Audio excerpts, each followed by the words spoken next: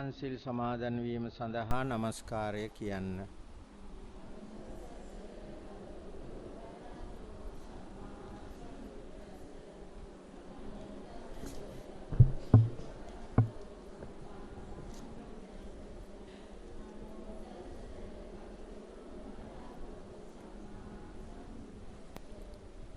බුද්ධං සරණං ගච්ඡාමි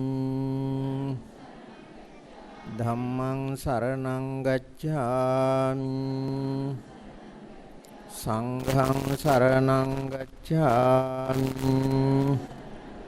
ဒ ුතියංපි බුද්ධං සරණං ගච්ඡාමි ဒ ුතියංපි ධම්මං සරණං ගච්ඡාමි ဒ ුතියංපි සංඝං සරණං ගච්ඡාමි တတိယံ පි බුද්ධං සරණං ගච්ඡාමි တတိယံ පි ධම්මං සරණං ගච්ඡාමි တတိယံ පි සංඝං සරණං ගච්ඡාමි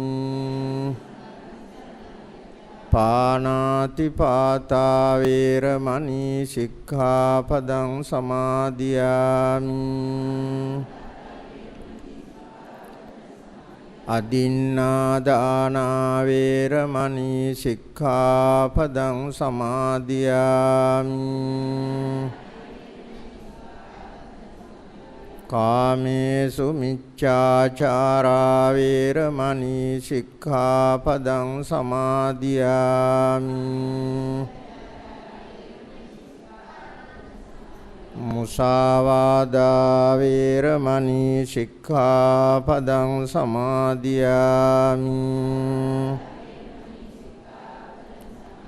සුරාමේරය මජ්ජපමා දට්ඨානා වේරමණී සික්ඛාපදං සමාදියාමි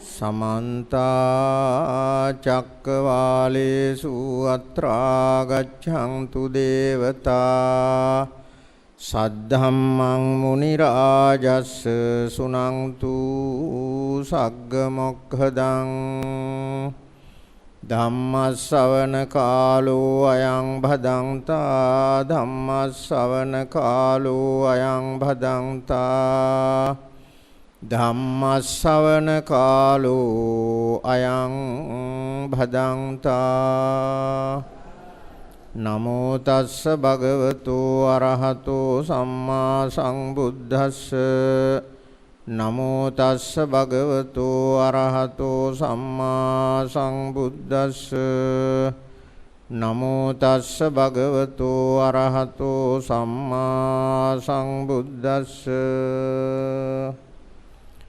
උත්තිට්ඨේ නප්පමජ්ජේය ධම්මං සුචාරිතං චරේ ධම්මචාරී සුඛං සේති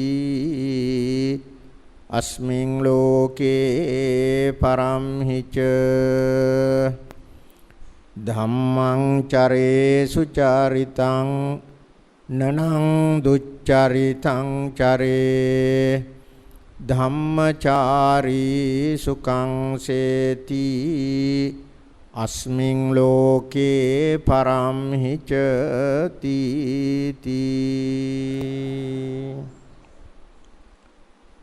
මෙම විහාරාධිපති වල්ගම සුමේද ස්වාමින් වහන්සේ ඇතුළු ගරුතර මහා සංඝරත්නයන් අවසරයි ශ්‍රද්ධාවන්ත පින්වත්නි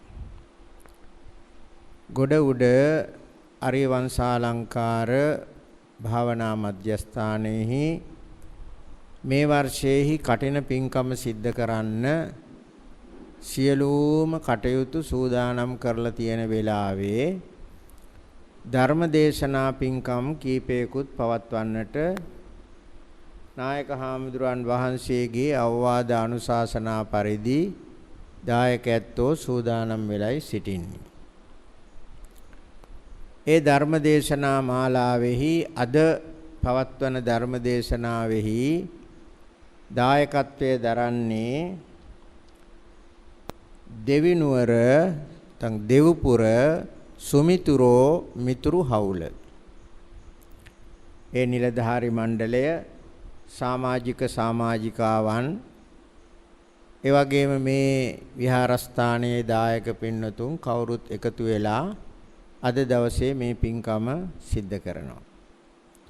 කුල දරුවන් දෙපළක් සසුන්ගත කරලා විහාරස්ථානයේහි වැඩි දියුණුව සඳහා ඒ කටයුතු සියල්ල සිද්ධ කරලා කටින පින්කම කරන්නට සූදානම් වෙච්ච මේ වෙලාවේ බණ ටිකක් අහන්නයි දැන් සූදානම්. බණ අහන ඔය ඇත්තෝ නිතර දෙවේලේ අහන වචන තුනක් තියෙනවා. සුනාත, ධාරේත, චරාත. සුනාත කියලා කියන්නේ අහන්න. ධාරේත කියලා කියන්නේ අහන දේ හිතේ තියාගන්න. චරාත කියලා කියන්නේ ඒ අනුව හැසිරෙන්න. නමුත් දැන් බොහෝ විට වෙලා තියෙන්නේ සුනාත තියෙනවා. අපි අහනවා. ධාරේතත් තියෙනවා. අහන ඒවා අපේ හිතෙත් තියෙනවා. නමුත් බොහෝ දෙනා ළඟ නැත්තේ මොකද්ද? චරාත නැහැ. ඒ නිසා තමයි මේ ශේරම විපත්ති කරදර සිද්ධ වෙලා තියෙන්නේ. දවසක් මම පන්සලකට ගියා. ඒ පන්සලේ නායක හාමුදුරුව මගෙන් ඇහුවා කිරළ පක්ෂියා දැකලා තියෙනවද කියලා. මං කිව්වා දැකලා තියෙනවා දැන් නම් මතක නැහැ කියලා. අපේ පන්සලේ ඉන්නවයි කිව්වා. අන්න අතනේ කිව්වා ඉන්නේ. ඒ පොල් ගහ ළඟට යනකොට මහ දෙන්න උඩට පියාසර කරනවායි කිව්වා.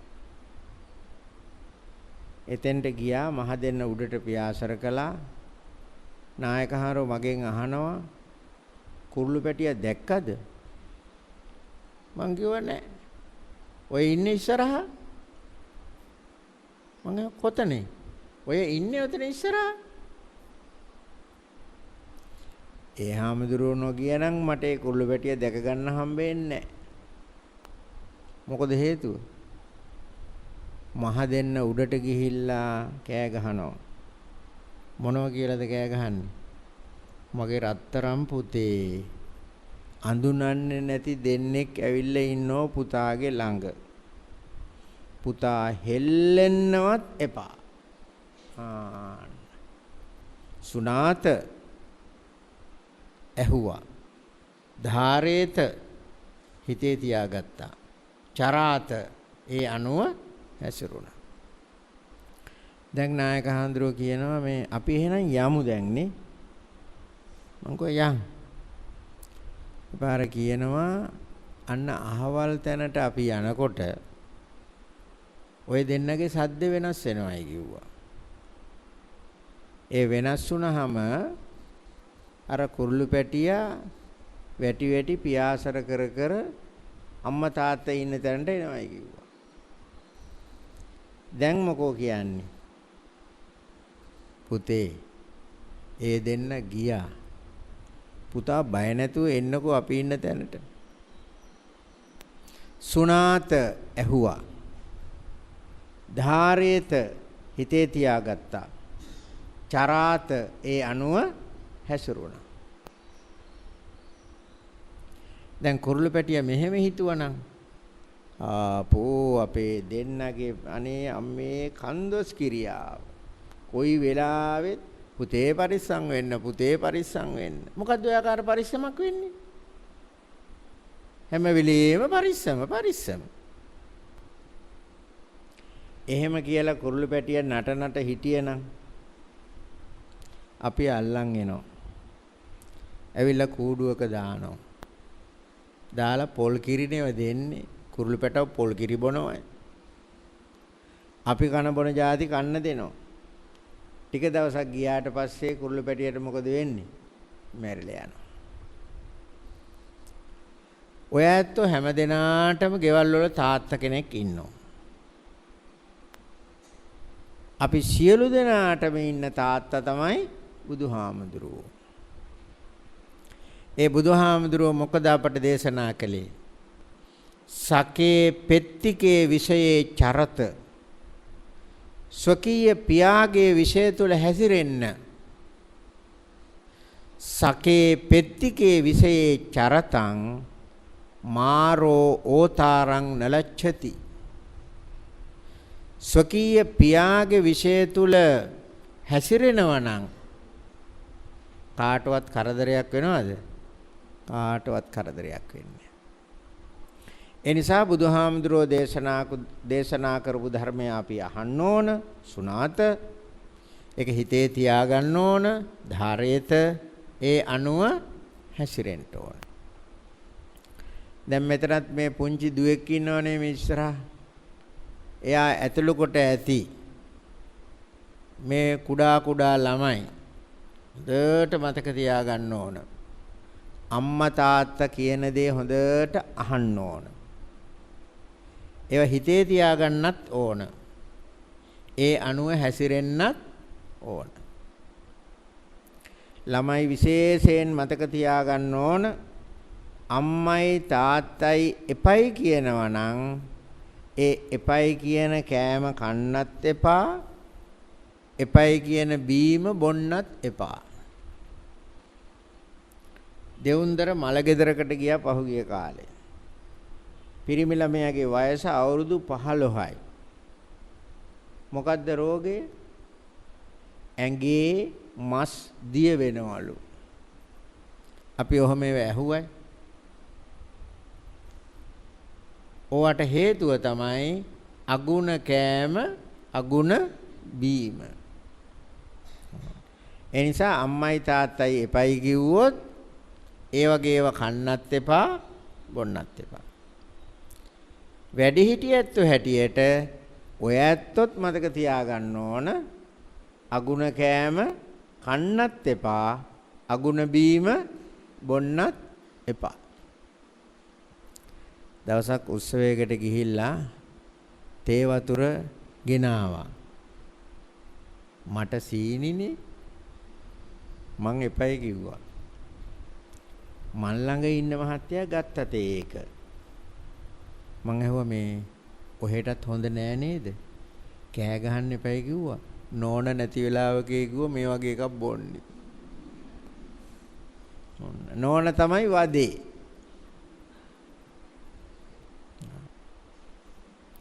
ඉතින් ඒක නිසා බුදුහාමුදුරුව අපිට දේශනා කරලා තියෙනවා අගුණ කෑම කන්න එපා. අගුණ බීම බොන්න එපා. ගුණ කෑම වුණත් ඒකේ තියෙනවා සීමාවක්. ඉතින් අන්න ඒ විදිහට කටයුතු කරන්නට ඕන. ඉතින් මේ බණ ටික කවුරුත් හොඳට අහන්න ඕන. මේ අද මම ඔයත්තන්ට මතක් කළේ ධම්මපදයේ ලෝක වර්ගයේහි සඳහන් වන ගාථා දෙකක්. අපේ බුදුරජාණන් වහන්සේ මේ ගාථා දෙක දේශනා කළේ තමන්ගේ තාත්තට පිය මහරජතුමාට. සිදුහත් කුමාරයා ඉපදිච්ච වෙලාවේ බමුණු කිව්ව ඇවිල්ලා මේ කුමාරයා ගිහි ගෙදර හිටියොත් සක්විති රජ කෙනෙක් වෙනවා. පැවිදි වුණොත් බුදු වෙනවායි කිව්වා. තාත්තට ඕනකම තිබුණේ පුතා සක්විති රජ කෙනෙක් කරන්න. රම්ම්‍ය සුරම්ම්‍ය සුභ කියන ප්‍රාසාද හදලා දීලා ජීවිතේ කිසිම දුකක් නොතේරෙන විදියට කටයුතු කළා. ඒ වුණාට සිදුහත් කුමාරයාට ලෝක තත්ත්වයේ තේරුම් ගත්තා. අරගෙන ගිහි ගෙයින් ඈත් වෙලා ගිහිල්ලා බුදු බවට පත් වුණා. තාත්තට දැන් ඕනකම තියෙනවා පුතා ගමට වඩම්ම ගන්න. ඇමතිවරු 9 දෙනෙක් එක්ක එක ඇමතිවරයෙකුට 1000 ගාණ දීලා පිටක් කරා. කවුරුවත් ගිහිල්ලා ඒ වැඩේ කරේ නැහැ. ඒගොල්ල පැවිදි වුණා. ඉතින් අන්තිමේදී කාළුදායි කියන අමාත්‍යවරයා කැඳවලා කිව්වා මට මෙන්න මේ උදව්ව කරන්න. කාළුදායි ඇමතිවරයා කිව්වා මම ඒ උදව්ව කරන්නම්. හැබැයි මමත් මහාන වෙනවයි කිව්වා. ඒකට කමන්නේ නැහැ. මහාන වුණාට කමන්නේ නැහැ. මට මේ උදව්ව කරන්න කිව්වා. කාළුදායි අමාත්‍යවරයා ගිහිල්ලා පැවිදි වීමටපත් වෙලා බුදුහාමුදුරුවන්ට ගාථා කීපයකින් මතක් කරනවා බුදුහාමුදුරුවනේ කිඹුල්වත්පුර නුවරට වඩිනවා නම් ඊටාම හොඳ කාලේ තමයි මේ කාලේ. පරණ ගස්වල පරණ කොළ වැටිලා අලුත් දලු දාලා ගින්දර වගේ හරීම හැඩයි. ඒ ගස් මල් අපේක්ෂාවෙන් ගෙඩි අපේක්ෂාවෙන් ඉන්නේ බොහෝම ලස්සනයි පරිසරය. බුදුහාමුදුරුව තීරණය කළා තාත්තා බලන්න යන්න ඕන කියලා. වැඩියා. ශාක්‍යයෝ නිග්‍රෝධාරාමයේ කියලා පන්සලක් හදලා පූජා කළා. බුදුහාමුදුරුව ඒකේ වැඩ ඉන්නවා. ඊට පස්සෙන්දා දැන් පිණ්ඩපාතේ වඩිනවා. පිණ්ඩපාතේ වඩිනවා. මේක ආරංචි වුණා සුද්ධෝදන රජුරවන්ට. රජුර දුවගෙන ආවා. ඇවිල්ලා හිතුවා මොකද්ද මේ කරන්නේ? මට ලැජ්ජ කරන්නද හදන්නේ? ශාක්‍ය වංශයේ උදවිය මෙහෙම කවදාවත් කරනවද? එතකොට බුදුරජාණන් වහන්සේ දේශනා කරනවා මහරජතුමනි ශාක්‍ය වංශයේ උදවිය නම් මෙහෙම කරන්නේ නැති බව මම දන්නවා. මමත් ශාක්‍ය වංශයේ ඉන්න කාලේ තාත්තනේ මට කන්න දුන්නේ. මම මෙහෙම ගෙයින් ගෙට ගියේ නැහැ. නමුත් තාත්තේ දැන් මම ඉන්නේ බුද්ධ වංශේ. බුද්ධ වංශයේ උදවිය කෑම සපයාගන්නේ මෙහෙමයි. දැන් ඉතින් කරන්න දෙයක් නැහනේ. එහෙනම් හෙට රජගෙදර දානෙට වඩින්න කියලා කිව්වා. අර මහ පාරේදී තාත්තට ගාථාවක් දේශනා කළා. උත්තිට්ඨේ නප්පමජ්ජෙය්‍ය ධම්මං සුචරිතං චරේ ධම්මචාරී සුඛං සේති අස්මින් ලෝකේ පරම්හිච. තාත්තේ නැගිටින්න උත්තිට්ඨේ නප්පමජ්ජෙය්‍ය ප්‍රමාද වෙන්න එපා. ධම්මං සුචරිතං චරේ සුචරිත ධර්මයේහි හැසිරෙන්න. ධම්මචාරී සුඛං සේති අස්මින් ලෝකේ පරම්හිච. ධර්මචාරීව කටයුතු කරන එක්කෙනා මේ ලෝකෙත් සැනසීමෙන් ඉන්නවා පරලොවත් සැනසීමෙන් ඉන්නවා. තාත්තා සෝවාන් වුණා මගදී. දෙවෙනි දවසේ රජගෙදරදී දන් වළඳලා ඉවර වෙලා තව ගාථාවක් දේශනා කළා. ධම්මං චරේ සුචරිතං නනං දුච්චරිතං චරේ ධම්මචාරී සුඛං සේති අස්මින් ලෝකේ පරම්හිච. තාත්තේ ධර්මචාරී වෙන්නට ඕන. සුචරිතේහි හැසිරෙන්න ඕන. දුසිරිතේහි හැසිරෙන්න එපා. සුචරිතේහි හැසිරෙන එක්කෙනාගේ මෙලවත් සහනය ඇති වෙනවා පරලොවත් සහනය ඇති වෙනවා. තාත්තා සකදාගාමි වුණා. දැන් ඔය ඇත්ත කල්පනා කරලා බලන්න තාත්තට ඇයි මෙහෙම එක විදිහේ ગાථා දෙකක් දේශනා කරේ කියලා. ગાථා දෙකෙන්ම කියන්නේ එක වගේ අදහසක්නේ. දුසිරිතෙහි හැසිරෙන්න එපා සුසිරිතෙහි හැසිරෙන්න. ඔය ඇත්ත අහලා තියෙනවද මේ ගමේ ගොඩේ කතාවක් තියෙනවා කාගේ කිල්ලෝට වලත් හුණු ඩිංග ඩිංග තියෙනවයි කියලා. අහලා තියෙනවනේ. දැන් මමත් ඇතුළු මගේ කිල්ලෝටෙත් හුණු ටිකක් තියෙනවා. මොනවාද මේ හුණු කියන්නේ? අඩුපාඩුකම්. එතකොට තාත්තගේ ජීවිතයේ යම්කිසි අඩුපාඩුකමක් තියෙනවා නම් පුතා දන්නවනේ. තාත්තා කලේ හොඳම රැකියාවක්. ගොවිතැන. සුද්ධෝදන. ඕදන කියන්නේ බත. සුද්ධෝදන කියන්නේ සුදු බත. සමාජයට බත සපයපු එක්කෙනා. ඉතින් ඔය අපි වගේ වීකුරුණි 4-5ක් එහෙම නෙවෙයිනේ. කුඹුරු අක්කර 10 ගානක ගොවිතැන් කරපු කෙනෙක්. ඉතින් එහෙම කරනකොට පොඩි පොඩි අඩුපාඩුකම් තියෙන්න ඇති. දැන් ඔන්න හවස ඇවිල්ලා වැඩ කරපු අය ඔළුව කහ කහ ඉන්නව සුද්ධෝදන රජුරුවන්ගේ ළඟ. මොක ඔළුව කහන්නේ?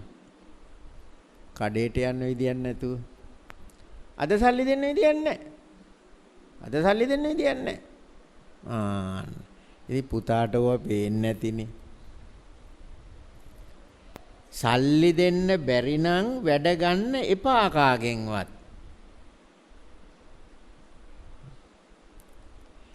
ඒ එදිනෙදා નિયમિત ගණන් තියෙනවනේ.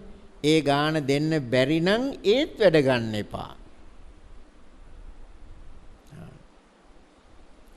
ඉතින් ඒ වගේ තාත්තගේ ළඟ එහෙම අඩුපාඩුකම් සමහර විට තියෙන්නේ නැති. පොතේ එහෙම නැහැ. මේ ગાත දෙකක් දේශනා කිරීමෙන්ම හිතෙනවා ඒ වගේ පොඩි පොඩි ප්‍රශ්න තියෙන්න ඇත කියලා. එහෙමනම් සුද්ධෝදන රජුරෝ සකස් කරන්න තමයි මේ ગાථා දෙක දේශනා කළේ. සකස් වුණොත් තමයි කෙනෙක් වටින්නේ. සකස් උනේ නැත්තම් වටින්නේ නැහැ. මේට ඉස්සරත් මම ඉතින් ඔය ඇත්තන්ට කියලා ඇති. 22 වෙනිදා උදේ දානේ අපිට ගේන්නේ මාතරගේ ජොසිහාමි කියලා උපාසකම්ම කෙනෙක්. උදේ දානට කිරි හොද්දක් ගේනවා වෙන මොකක්වත් ඕල නැහැ. ඒ තරම් රසයි කිරි හොද්ද. ඉතින් අපි අහනවා මේ ජොසියාක්ගේ කොහොමද මේ කිරි හොද්ද හදන්නේ? හැඳි ගන්න ඕන හාඳුරනේ හැඳි ගන්න ඕන. හොද්ද ලිපේ තියපු වෙලාවෙ ඉඳලා හැඳි ගන්න ඕන. හැඳි ගන්නවා කියන්නේ මොකද්ද? සකස් කරනවා කියන එකයි. ඒ නිසා හොද්ද රසයි. සමහර නෝනලා හොද්ද ලිපේ තියෙනවා. රූපවාහිනිය ළඟ වාඩි වෙනවා. ටික වෙලාවකින් චරාස් ගාලා සද්දයක් ඇහෙනවා. ඔන්න දිව්වා. දැන් හොද්දට මක්ක වෙලයි. උතුරල ගිහිල්ලා. දෙසරයක් හැඳි ගාලා ගේනවා බාස්කට් එකට දාගෙන කටේ තියන්න බෑ. ඉතින් අපේ ජොසි අක්කා වගේ හොඳට හොදිය හදන්න පුළුවන් අය ගොඩ උඩ පැත්තේ ඇති. ඒ අය සකස් වෙච්ච ගෘහිණියෝ. සකස් වෙලා නැති ගෘහිණියන්ට කිරි හොදි හදන්න බෑ. ඒ නිසා බුදුහාමුදුරුව අපිට ධර්මයේ දේශනා කළේ අපිව සකස් කරන්නට. ඒ කාලේ ස්වාමින් වහන්සේලා වැහි කාලේ ධර්ම ප්‍රචාරය කරමින් වැඩියා. ඒක දැකලා අන්‍ය ආගමිකයෝ විශේෂයෙන්ම ජෛන ශාසනයේ අය අපේ හාමුදුරුවන්ට දොස් කිව්වා. මොකද දොස් කිව්වේ? කුරුල්ලන් පවා වැහි කාලෙට කූඩු වලට වෙලා ඉන්නවා. අන්‍ය ආගමිකයෝ තමන්ගේ ආගමික මධ්‍යස්ථාන වලට වෙලා ඉන්නවා. අපේ හාමුදුරුවරු මේ තනකොළ පාගමින් කුඩා සත්තු පෑගෙනවා. මේ ධර්ම ප්‍රචාරය යනවා. එතකොට මේක අපේ අඩුවක් නේද? එතකොට අපේ සකස් වීමක් නැති නිසානේ මිනිස්සු අපිට බැන්නේ. බුදුහාමුදුරුවෝ නීතියක් පැනෙව්වා. අනුජානාමි භික්කවේ වස්සානේ වස්සං උපගන්තු. එතකොට ඒ නියමයේ පරිදි අපේ සුමේද හාමුදුරුවෝ අපේ හාතගල හාමුදුරුවෝ වස්වසා වැඩ සිටියා. ඔයත් වස් ආරාධනා කළා. ඔයත් නොඑක් විදියට විහාරස්ථානයට උදව් උපකාර කළා. හාමුදුරුවෝ වස් ආරක්ෂා කරගෙන ඉඳලා මහා පවාරණයෙන් පවාරණය වුණා. ඒ සකස් වෙච්ච නිසා තමයි ඔයත්තන්ට මේ විදිහේ වටිනා පින්කමක් සිද්ධ කරගන්නට පුළුවන්කම ලැබුණේ. භික්ෂුන් වහන්සේලා මේ පැත්තෙන් සකස් වෙනවා, ගිහි ඇත්තෝ ওই පැත්තෙන් සකස් වෙනවා. ඒ නිසා මේ සකස් වීම කියලා කියන්නේ පින්වත්නි මොකද්ද?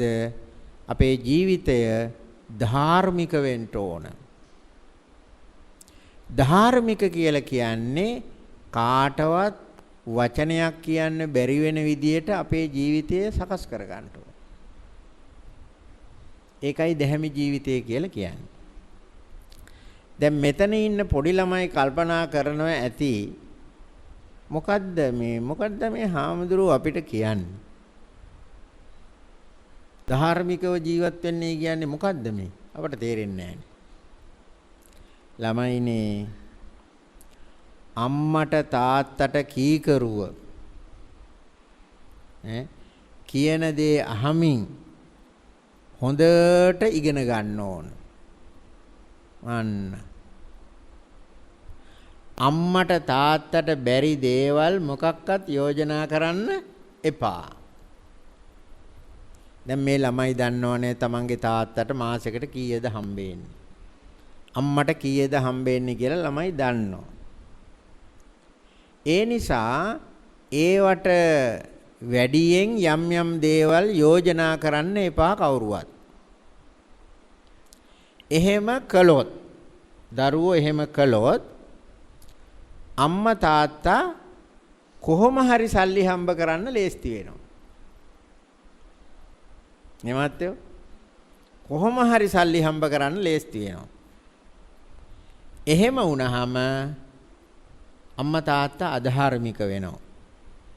එතකොට අම්මා තාත්තා අධාර්මික කලේ කවුද? දරුවෝ. ඒ නිසා පුංචිම ළමයින්ට මේවා තේරෙන්නේ නැහැ. යමක් කමක් තේරෙන ළමයි කල්පනා කරන්න කවදාවත් අම්මට තාත්තට බැරි දේවල් මොකක්වත් යෝජනා කරන්න එපා. දැන් අපි හිතමු දුවෙක් කියනවා තාත්තට තාත්තේ මට ලැප්ටොප් එකක් අරන් දෙන්නකෝ. කියනකොටම තාත්තගේ මූණ හොඳ නැහැ. ඒක දුවට තේරෙන්න එපායි. ඉතින් තාත්තා කියනවා හොඳයි මම මේ වෙලාවේ නම් සල්ලි නැහැ මං කොහොම හරි ඔහෙට ඒක අරන් දෙන්නම්. දුවට කල්පනා වෙන්න ඕන තාත්තට මේක අමාරු වැඩක්. එවෙලෙම කියන්න බැරි නම් ඊට පස්සෙන්ද හරි කියන්න ඕන තාත්තේ මං අර ඊයේ ඉල්ලුවනේ දෙයක් ඒක මට දැම්ම එපා. මං විවාහේ පාස් වුණාට පස්සේ මට ඒක අරන් දෙන්න. එතකොටත් බලන්න තාත්තගේ මූණ කොහොමද කියලා. තාත්තගේ මූණ බොහොම ලස්සන වේවි. ලොකු බරක් හිතින් ඈත් වුණා. ඒ නිසා දරුවෝ හැටියට මෙතන ඉන්න හැම දරුවෙක්ම ධාර්මික වෙනවා කියලා කියන්නේ අම්මට තාත්තට බොහෝම කීකරුකමින් කියන දේ හොඳට අහගෙන හොඳට ඉගෙන ගන්න ඕන. චාම් සරල ජීවිතයකට හුරු වෙන්න ඕන.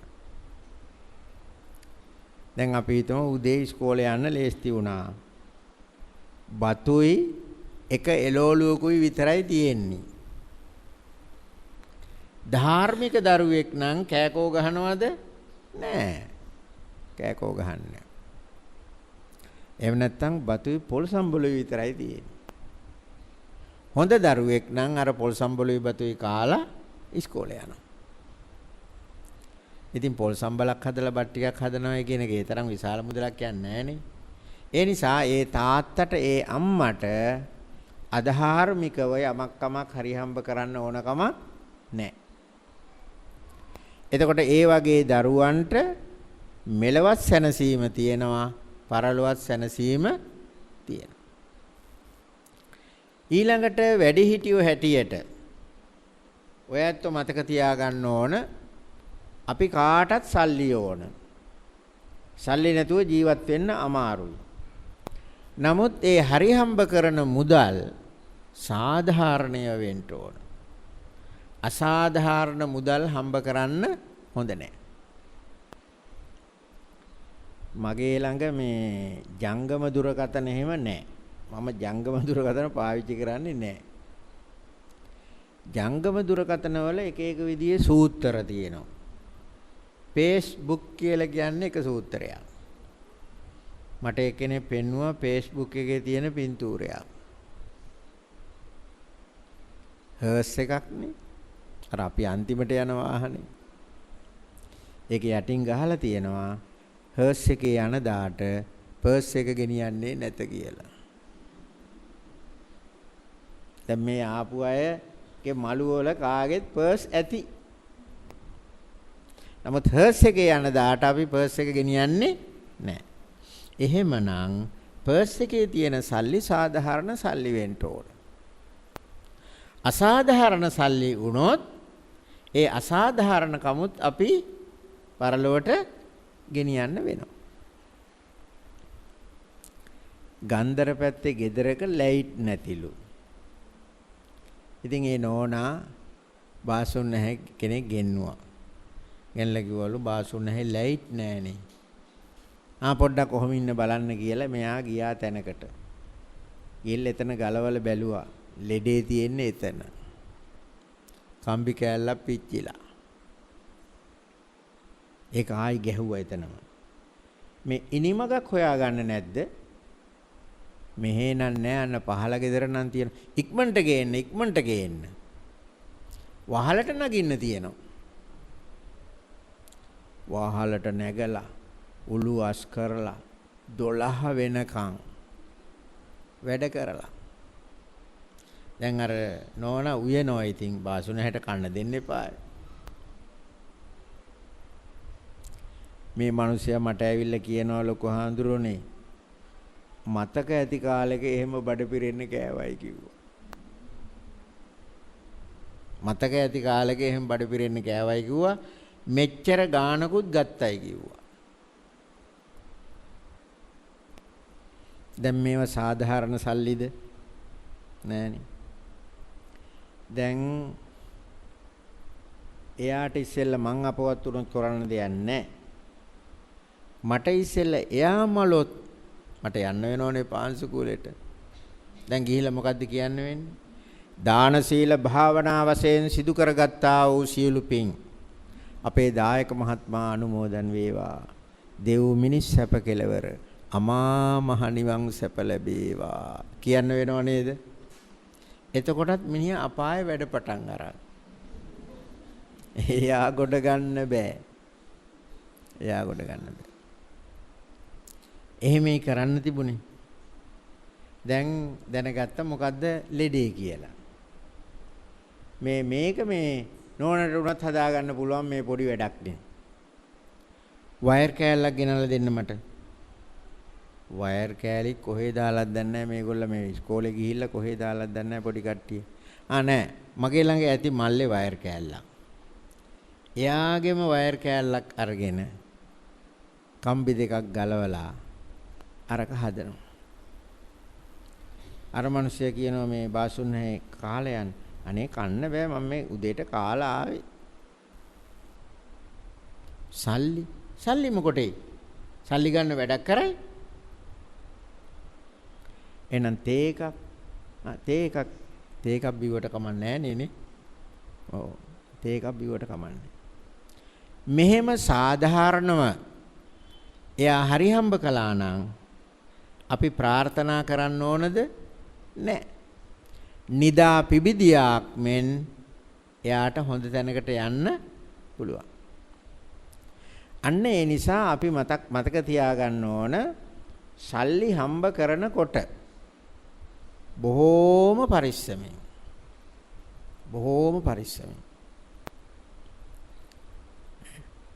දැන් මේ දවස්වල කවුරුත් සූදානම් වෙනවා කතිර යුද්ධයකට. ඉතින් ඔය හැමෝම කියන්නේ මොනවද? මේ රට දැහැමි කරනවා මම කියලා නේද කියන්නේ? ඔව් මේ රට ධාර්මික රාජ්‍යයක් බවට පත් කරනවා කියලා. ඒගොල්ල කාටවත් ඕක කරන්න බෑ. අපි ධාර්මික නුනොත් ඒගොල්ලන්ට ධාර්මික වෙන්න බෑ. මේ පාරට තාර දාන්න හම්බෙලා තියෙන්නේ මෙන්න මේ නෝනට. මේ ඉස්සරහින් ඉන්න නෝන තමයි කොන්ත්‍රාත්තුව අරන් තියෙන්නේ. ඒ නෝනට ඉඩකඩ නැtei කියලා ඒ නෝන අනිත් උපාසකම්මට නෝනට බාර දුන්නා. ටිකක් තියාගෙනනේ බාර දුන්නේ. ඒ නෝනටත් ඉඩ නැහැ කියලා ඊළඟ මහත්තයාට බාර දුන්නා. ඒ නෝනත් ටිකක් තියාගත්තා. දැන් අර මහත්තයාට හම්බෙලා තියෙන්නේ ඩිංගයිනේ. දැන් ඒ මහත්තයාත් ඕක කරන්නේ ඇඟේ අමාරුවට නෙවිනේ. කීයක් හරි තියෙන්න එපා. එතකොට ඒ ටිකක් තියාගෙන ඉවර වෙලා වැඩේ කරනකොට කොහොම වෙන්නේ? පාරෙන් භාගයකට තාර දානවා. ඊතුරු භාගයට අවතාර තමයි දාන්නේ. ඔන්න රටට වෙච්ච දේ. ඉතින් ඔය මොන නායකයා ආවත් මේ කොන්ත්‍රාත් කරන මිනිස්සු ධාර්මික නුනොත් වැඩේ කෙරෙයිද? මේ නෝන කියනවා මම අනේ මේ පාරට කොන්ත්‍රාත් එක බාරගත්තා මට ඉඩ නැහැ. මෙන්න සම්පූර්ණ සල්ලි ටික. ඔහෙ මේක කරන්න. එතුමියත් ඉතින් මේක කරන්න බාරගත්තට එතුමියටත් මේක ඉඩ නැහැ. එතුමියත් අර සල්ලි ටික සම්පූර්ණයෙන් අර මහත්තයාට දුන්නා. එතකොට මේ දෙන්නම ධාර්මිකයි. අර මහත්තයාත් ඉතින් ඩිංගක් තියාගෙන සම්පූර්ණම පාරට තාර දැම්මා. මේ කියන්නේ මොකද්ද? මේ රටට වෙච්ච දේ. ඒ නිසා ඔය මොන නායකයා ආවත් ඒගොල්ල දැහැමි කරන්න හැදුවට අපි දැහැමි වෙන්නේ නැත්නම් රට දැහැමි වෙන්නේ නැහැ. අපි කියනවා රාජා භවතු ධම්මිකෝ. රජ දැහැමි වේවා කියලා. රජ දැහැමි වුණාට බෑ අපිත් දැහැමි වෙන්න ඕන. දැන් මුල් ක්‍රමයට කියපු විදියට කිව්වොත් ඔය දෙන්නගෙම පර්ස් වල තියෙන්නේ අධාර්මික සල්ලි. පස්සේ කියාපු ක්‍රමයට තියෙන්නේ ධාර්මික සල්ලි. අන්න ඒක නිසා සල්ලි හම්බ කරනකොට බොහෝම පරිස්සමෙන් බාහා බල පරිචිතා සේදා වක්ඛිතා ධම්මිකා ධම්මලද්දා බාහු බලයේ යොදවලා දහඩිය වගුරුවලා කාටවත් කරදරයක් නැතුව සල්ලි හම්බ කරන්න ඕන. එහෙම කළාම මෙහෙත් සැනසීමයි එහෙත් සැනසීමයි. එතකොට දැන් ඕවා අපේ ජීවිතවල තියෙන අඩුපාඩුකම්. අර කිල්ලෝට වල තියෙන හුණු. ඉතින් ඒ නිසා කවුරුත් ඒ අපේ තියෙන අඩුපාඩුකම් හඳුනාගෙන ඒව සකස් කර ගන්න ඕන. ගෙවල් වල බොහෝම සතුටින් ඉන්න ඕන. දැන් අපේ විදුහල්පතිතුමා ඉන්නව hina වෙවි. නෝනත් මෙතන ඉන්නවද මන් දන්නේ නැහැ. ඉන්නවද? ඉතින් ඔය දෙන්න විවාහ වෙච්ච දවසේ ගත්ත පින්තූරේ බලන්නකෝ දෙන්නම hina වෙවි ඉන්න හැටි. හරිම හැඩයි නෙවෙයි පින්තූරේනේ. ඉස්සර පරණ අය ඔය පින්තූරේ විතරයි ගත්තේ. දැන් එපාය බලන්න. දැන් ලක්ෂ 3ලු පින්තූර පොතට. නේ? ඉතින් සල්ලි තියෙනවා නම් එහෙම පින්තූර ගත්තට කමක් නැහැ. අර පින්තූරේ හරි වටිනවා. එතකොට ඒ පින්තූරේ තියෙන හිනහව එදා වගේ ජීවිතයේ අවසන් වන තුරුම තියෙන්න ඕන. දෙන්නම දෙන්නගේ තියෙන අමාරුකම් හඳුනගෙන සමගියෙන් කටයුතු කරන්න ඕන. බාසුන් නැහැ කෙනෙක්, මේෂන් බාසුන් නැහැ කෙනෙක් ටිකක් රෑ වෙලා ඇවිල්ලා තියෙන්නේ. කොන්ක්‍රීට් එකක් දාලා. කොන්ක්‍රීට් එක දැම්මම මේක ඉවර කරලා එපා එන්නේ. බැම්මක් බඳිනවා නම් නවත්තලා යන්න පුළුවන් වෙලාවට. ඊට පස්සෙන්ද උදේ මහත්තයා කිව්වලු නෝනා මට අද බොහොම අමාරුයි. මං ඊයේ කොන්ක්‍රීට් එකක් දාලා ආවේ. ඇඟපත රිදෙනවා උණ හැදෙන්න වගේ. මට අද වැඩට යන්න බෑ කිව්වලු. නෝනා දුවල ගියාලු ගෙට. ගිහිල්ලා වතුර වීදුරුවක් අරන් ආවලු. පෙනඩෝල් පෙති දෙකක් එක්ක. මේක බීලා යන්නේ කිව්වලු. මගට යනකොට ඇඟේ අමාරු අඩු වෙයි කිව්වලු. අහෝ දුකකි කියලා ලිව්වහම අපි ඉරක් ගහලා තිතක් තියෙනවා. මේ වගේ ඒවට තිත් දෙකක් තියන්න වෙනවා. අහෝ දුකකි ඉරකි තිත් දෙකකි. එහෙම හොඳ නෑනේ නේ. එහෙම හොඳ නෑ.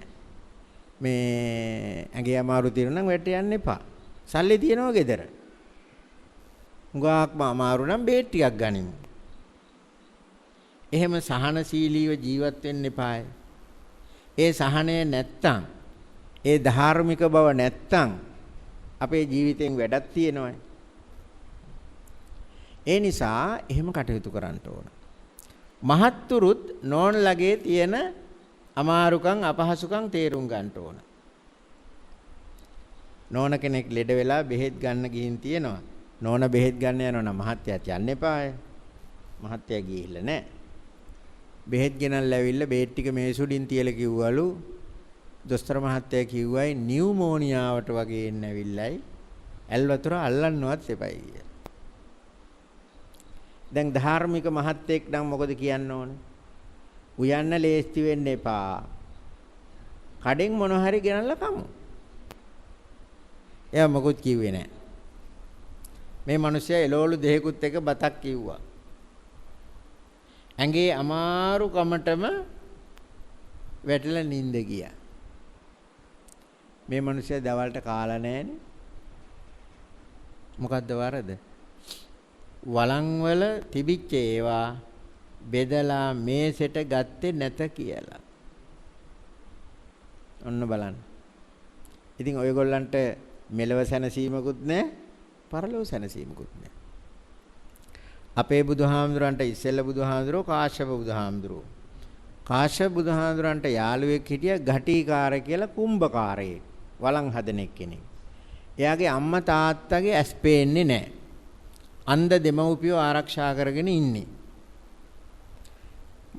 මේ කාශ්‍යප බුදුහාමුදුරුවෝ මේ ගෙදරට දවල් දානෙට වඩිනවා. දවසක් වඩිනකොට පුතා ගෙදර නැහැ.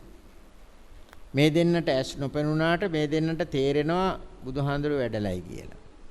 මොකද කිව්වේ? බුදුහාඳුරුනේ පුතා ගෙදර නැහැ, ගමනක් ගිහිල්ලා තාම ආවේ නැහැ. අපිට කුස්සියට යන්න පේන්නෙත් නැහනේ. දානේ උයලා තියෙන්නේ. බුදුහාඳුරන්ට පුළුවන් ද දාන ටික බෙදාගෙන වඩින්න? බුදුහාඳුර කුස්සියට ගිහිල්ලා වළං වලින් දාන ටික අරගෙන මේ වැඩියා. දැන් අපිට චිත්ත රූපයක් මැවිලා පේනව නේද? ලෞතුරා බුදු කෙනෙක් කුස්සියට ගිහිල්ලා වළං වලින් බෙදාගෙන වඩිනව දානේ. ඒක තමයි මේ ධාර්මික බව. ඒ නිසා අපේ ජීවිතේටත් ওই ධාර්මික බව කියන එක අපි ඇති කර ගන්න ඕන. මේ මහ දෙන්න තරහ වෙලා ඉන්න අයගේ එහෙම කවුරු හරි ඉන්නව නම් මෙතන ඔය සමහරු මට කියනවා ආඳුරනේ අවුරුදු 15කින් මම මහත්යත් එක්ක කතා කරලා ඇතිලු. එහෙම කරන්න එපා. මහත්තුරුන්ගේ අඩුපාඩුකම් තියෙන්න පුළුවන්. කොයි අඩුපාඩුකම තිබුණත් මේ නෝන්ලා මතක තියාගන්න ඔය ඇත්තෝ බාර ගන්නවයි කියලා අස්සම් කරපු එකම මදිද නේ මහත්තයෝ? ඒකම ඇති ඈ විවාහ වෙන දවසේ එහෙම කියනවනේ නේ ජීවිතාන්තය දක්වා එහෙම මෙයා බාර ගන්නවා කියලා. ඒකම ඇති. ඒ නිසා කවුරුවත් එහෙම කතා නොකර ඉන්න එපා. එහෙම තරහෙන් ඉන්නකොට අවසානයේහි නරක ප්‍රතිඵලයක් ලැබෙනවා. මොකක්ද ලැබෙන්නේ? භයානක රෝගයකින් තමයි මිය පරලෝ යන්න වෙන්නේ. මොකක්ද රෝගේ? පිළිකාව. අයි කොයි වෙලාවෙත් ලේ හොඳ නැහනේ. එහෙම හොඳ නැහැ. බොහොම සතුටින් ඉන්න ඕන. බොහොම සතුටින් ඉන්න ඕන.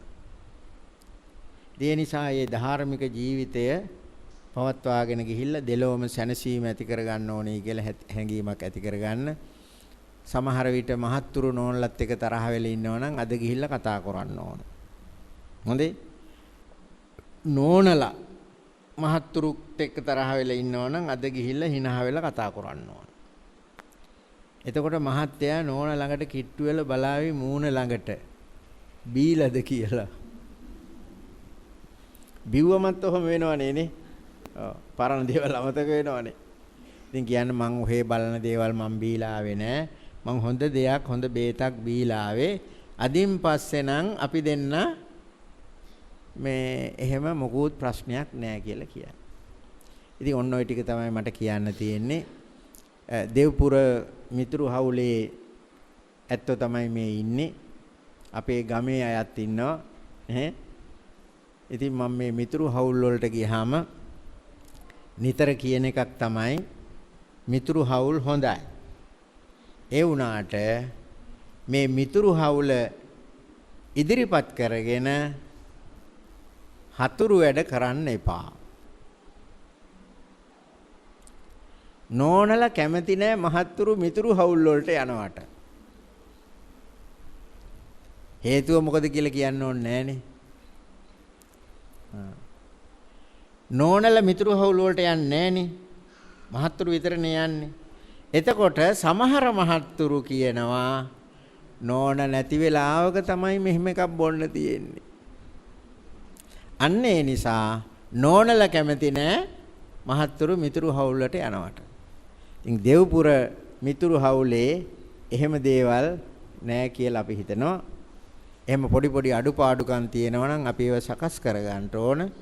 ඒව සකස් කරගත්තොත් තමයි අපේ ජීවිතය වටින්නේ. එහෙම ජීවිත ගත කරලා මෙලොවත් සැනසෙල්ල, පරලොවත් සැනසෙල්ල ඇති කරගන්නට ඕනේ කියන හැඟීම ඇති කරගන්න බුදුහාමුදුරුවෝ තාත්තගේ ජීවිතය සකස් කරන්න තමයි මේ ગાත දෙක දේශනා කළේ.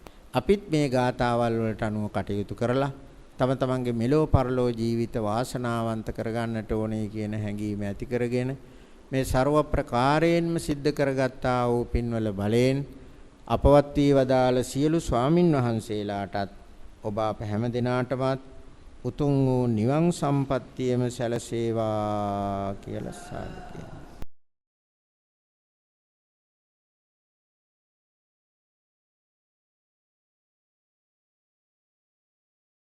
ඒ අරිවංශාලංකාර හරිස්පත්තුවේ අරිවංශාලංකාර නායක හාමුදුරුව ඇතුළු අපේ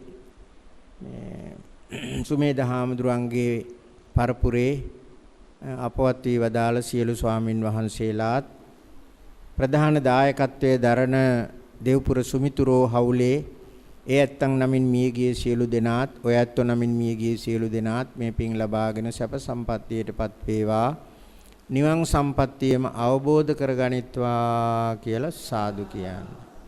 බෝධින් වහන්සේට අධිග්‍රහිත දෙවි දේවතාවුන් වහන්සේලා ප්‍රධාන සියලු දෙවියෝ මේ පින් අනුමෝදන් වෙලා ඒ දෙවියන්ගේ සැප සම්පත් දියුණු කරගන්නා ගමන් අපේ සුමේද හාමුදුරුවෝ, හාතකල හාමුදුරුවෝ, පොඩි හාමුදුරන් වහන්සේලා දෙනම ඇතුළු ඒ සියලු ස්වාමින් වහන්සේලා දෙවියන් විසින් ආරක්ෂා කරගනිත්වා.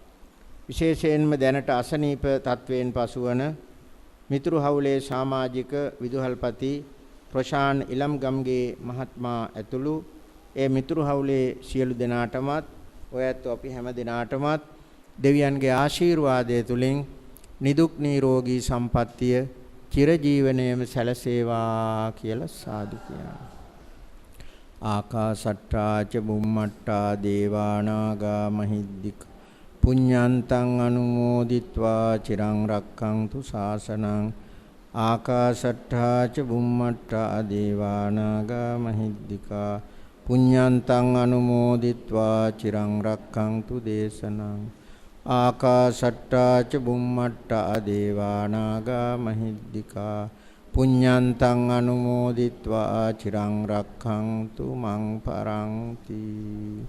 ධර්ම ශ්‍රවණ ආනිසංසයෙන් හැම දිනාටම උතුම් වූ නිවන් සැප ලැබේවා.